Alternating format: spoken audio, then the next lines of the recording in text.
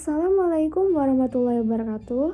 Halo teman-teman sekalian, kembali lagi dengan saya Anareta Seba dari Prodi D3 Keperawatan Poltekkes Kemenkes Bengkulu. Pada video kali ini, saya akan menjelaskan sejarah perkembangan keperawatan jiwa. Sejarah perkembangan keperawatan jiwa ini dimulai pada zaman Mesir kuno. Pada zaman ini, gangguan jiwa dianggap disebabkan karena adanya roh jahat yang bersarang di otak. Oleh karena itu, cara menyembuhkannya dengan membuat lubang pada tengkorak kepala untuk mengeluarkan roh jahat yang bersarang di otak tersebut. Lanjut kita ke zaman yang kedua, yaitu zaman Yunani atau Hippocrates. Pada zaman ini, gangguan jiwa sudah dianggap suatu penyakit. Upaya pengobatannya dilakukan oleh dokter dan orang yang berdoa untuk mengeluarkan roh jahat. Selanjutnya, zaman Vesalius. Vesalius berusaha mencuri mayat manusia untuk dipelajari. Ia bisa membuktikan bahwa kegiatannya itu untuk kepentingan keilmuan, maka akhirnya ia dibebaskan. Vesalius bahkan mendapat penghargaan karena bisa menunjukkan adanya perbedaan antara manusia dan binatang. Sejak saat itu dapat diterima bahwa gangguan jiwa adalah suatu penyakit. Kita masuk ke zaman yang keempat, yaitu Revolusi Prancis I. Yves Philippe Pinel, seorang direktur di Rumah Sakit Bicêtre Prancis, berusaha memanfaatkan revolusi Prancis untuk membebaskan belenggu pada pasien gangguan jiwa. Ia meminta kepada wali kota agar melepaskan belenggu untuk pasien gangguan jiwa. Pinel menggunakan alasan revolusi, yaitu jika tidak, kita harus siap diterkam binatang buas yang berwajah manusia. Next, kita lanjut ke Revolusi Kesehatan Jiwa II. Dengan diterimanya gangguan jiwa sebagai suatu penyakit, maka terjadilah perubahan orientasi pada organobiologis. Pada saat ini, Cobius menuntut agar gangguan jiwa masuk dalam bidang kedokteran. Oleh karena itu, gangguan jiwa dituntut mengikuti paradigma natural sciences, yaitu ada taksonomi atau penggolongan penyakit dan nosologi atau ada tanda atau gejala penyakit. Akhirnya, Emile Kraepelin mampu membuat penggolongan dari tanda-tanda gangguan jiwa. Baik, kita lanjut ke Revolusi Kesehatan Jiwa Romawi III. Dikembangkanlah basis komunitas community based dengan adanya upaya pusat kesehatan mental komunitas atau Community Mental Health Center yang dipelopori oleh J.F. Kennedy. Pada saat ini disebut Revolusi Kesehatan Jiwa Romawi III. Baik, itulah dari sejarah perkembangan keperawatan jiwa di dunia. Kita lanjut ke sejarah perkembangan keperawatan jiwa di Indonesia. Yang pertama yaitu zaman kolonial. Sebelum ada rumah sakit jiwa, pasien ditampung di rumah sakit umum yang ditampung hanya yang mengalami gangguan jiwa berat. Pada tahun 1862, hasil sensus 600 penderita gangguan jiwa di Pulau Jawa dan Madura, 200 penderita di daerah lain. Perawat pasien bersifat isolasi dan penjagaan. Pada tahun 1910, mulai dicoba hindari custodial care atau penjagaan ketat dan restraint atau pengikatan. Dan pada tahun 1930 dimulai terapi kerja seperti penggarapan lahan pertanian. Dan selama Perang Dunia Kedua, upaya kesehatan jiwa tak berkembang. Pada proklamasi, perkembangan baru terjadi. Oktober 1947, pemerintahan membentuk Jawatan Urusan Penyakit Jiwa, walaupun pada saat itu belum bekerja dengan baik. Dan pada tahun 1950, pemerintahan memperingatkan Jawatan Urusan Penyakit Jiwa untuk meningkatkan penyelenggaraan pelayanan di bawah Departemen Kesehatan. Adapun konseptual model keperawatan kesehatan jiwa yang pertama, yaitu psikoanalitikal dari Fred Erikson, yang menyebutkan bahwa proses terapi pada model ini adalah menggunakan metode asosiasi bebas dan analisa mimpi, transfer untuk memperbaiki traumatik masa lalu. Dan yang kedua yaitu interpersonal dari Sullivan Peplau, yang menyebutkan proses terapi menurut konsep ini adalah build feeling security, yang berupaya membangun rasa aman pada klien.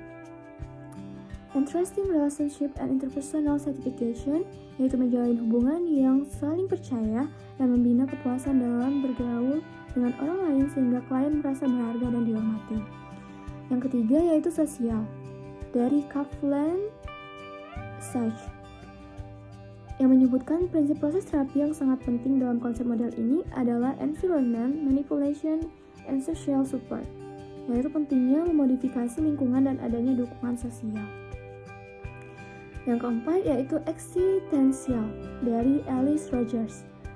Prinsip dalam proses terapinya adalah mengupayakan individu agar berpengalaman bergaul dengan orang lain, memahami riwayat hidup orang lain yang dianggap sukses atau dapat dianggap sebagai panutan atau experience in relationship. Dan yang kelima yaitu supportive therapy dari Vermont Rockland. Pada prinsip proses terapinya adalah menguatkan respon coping adaptif. Individu diupayakan mengenal lebih dahulu kekuatan-kekuatan apa yang ada pada dirinya, kekuatan mana yang dapat dipakai alternatif pemecahan masalahnya. Dan yang keenam yaitu Medica dari Mayer Craveling, yang fokus penata laksana harus lengkap melalui pemeriksaan diagnostik, terapi somatik, farmakologi, dan teknik interpersonal. Baik, itulah sejarah perkembangan keperawatan jiwa di dunia dan di Indonesia, beserta teori atau konseptual keperawatan jiwa. Teori Peplau. Teori ini pertama kali dibuat pada tahun 1952 dalam bukunya yang berjudul Interpersonal Relationship in Nursing. Teori ini dipengaruhi oleh Sullivan. Peplau adalah perawat pertama yang mengidentifikasi tentang keperawatan jiwa sebagai elemen penting dan area fokus dalam keperawatan. Peplau juga merupakan perawat pertama yang menjelaskan hubungan perawat pasien sebagai fondasi praktik keperawatan. Peplau melihat keperawatan sebagai desain instrumen edukatif untuk membantu individu dan kelompok komunitas yang dapat mengembangkan kapasitas mereka untuk lebih produktif dalam kehidupannya. Peplau percaya bahwa penyakit itu ada untuk dipelajari untuk pertumbuhan personal dan untuk meningkatkan strategi coping. Dalam hal ini, perawat jiwa berperan dalam peran yang unik untuk memfasilitasi pertumbuhan personal. Peplau mengidentifikasi tahap-tahap hubungan pasien dan perawat dan juga menggunakan teknik untuk membantu mahasiswa keperawatan dalam komunikasi dan kemampuan melakukan hubungan dengan pasien. Kemampuan perawat jiwa termasuk observasi, interpretasi, dan intervensi. Perawat mengobservasi dan mendengarkan pasien mengembangkan inferensi tentang arti dari situasi pasien.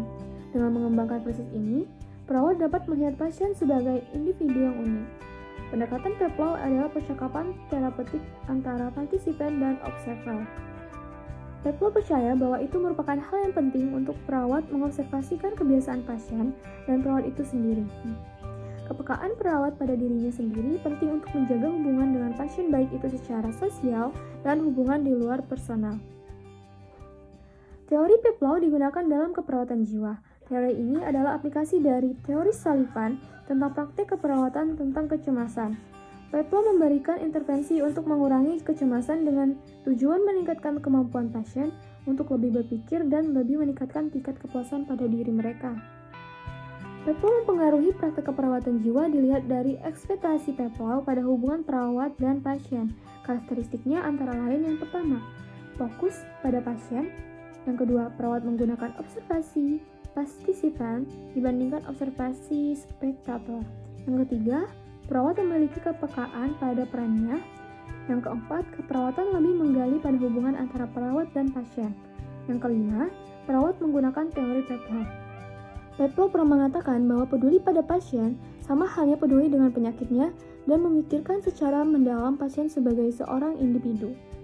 Baik, itulah penjelasan tentang teori Peplau dan sejarah perkembangan keperawatan jiwa di dunia dan di Indonesia.